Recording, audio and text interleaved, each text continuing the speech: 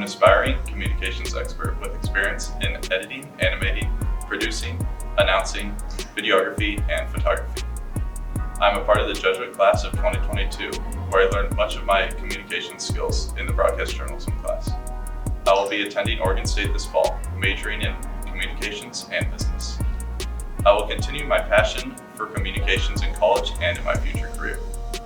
Now, here's some of my best work for 2021 to 2022.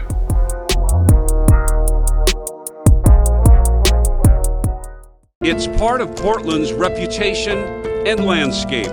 Everywhere you look, there are people living on our sidewalks and streets. The homeless crisis has now reached a breaking point. Portland has been under a housing emergency for close to 6 years. Many believe there are more tents on our streets than ever.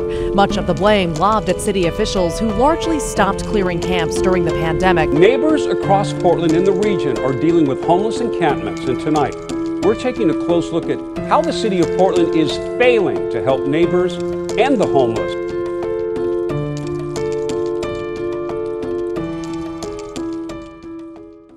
Over the past 2 decades, the local homelessness crisis has slowly risen to become an ever greater issue. As of January 2020, 14,665 people are homeless in the state of Oregon. Out of that number, 825 are family households. The local and state government seems to be unable to stop this exponential issue. Thankfully, homeless shelters have helped to work towards a solution. I went to the Good Neighbor Center, a homeless shelter for families, to learn how they have been serving the homeless. To learn more about the shelter, I interviewed Genevieve Sheridan, the executive director, Robert Cutshall, an employee for 20 years, and Catherine and Max, 2 past residents.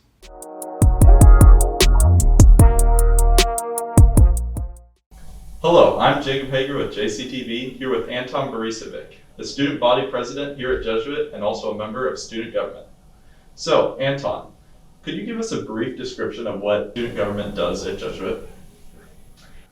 So student government, basically we're behind planning all the student events that happen around campus. That could be dances, assemblies, organizing themes for different games. Really any other student activities around campus, student government is behind it.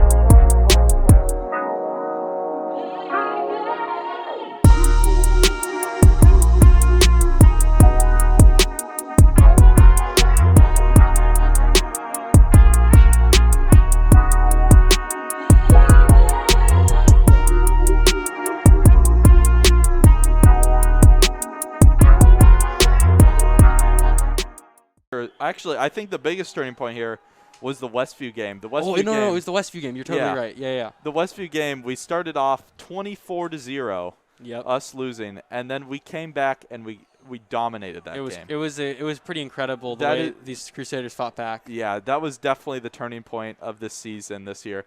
And ever since then, we've had all wins. Yep. And obviously the only loss we've had this season is Westland, and I think if we played them again, we could definitely come closer. But Westland definitely is a good team, and we can't count them out. Touchdown, Jesuit.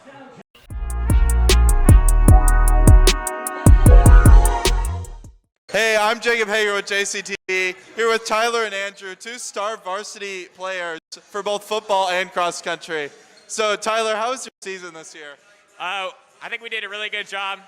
Our Elite 7 runners are currently running at Nationals in Alabama. I had the privilege of going to the state to experience that, and we actually did end up winning that race. So we are state champions this year. Really great season. The boys put in a lot of work. Overall, a lot of fun. And I got to thank our coach, too, Coach Ross, Coach Ramondi. So big shout out to those two.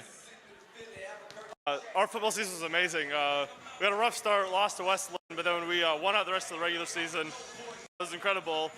And then we entered the playoffs as a 9 seed. We that underdog mentality and went out and beat the #1 team like Oswego. And then unfortunately the season didn't end the way we wanted it to. But we had an amazing run. Hager here with JCTV, and I'm here with Patrick. So Patrick, how has student government been going this year? Student government's been going really well.